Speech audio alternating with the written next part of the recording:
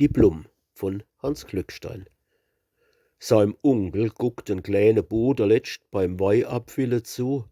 Der Alte hat beim Wei probiere, als Fachmann allerhand Maniere.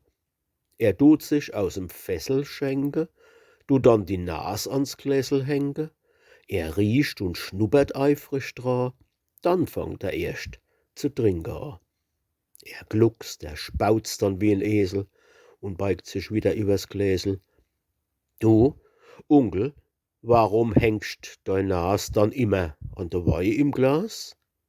Ha, lacht der Alt, ich versuch, prüf ich im Wei erst sein Geruch. Und was sich in die Nas neu schafft, das is die Blum vom Rebensaft. Blum? Der Bu denkt drüber nach, dann rickt er raus mit seiner Spruch. Drum is die Nas ach in deinem Gesicht so blau wie Vergissmeinnicht.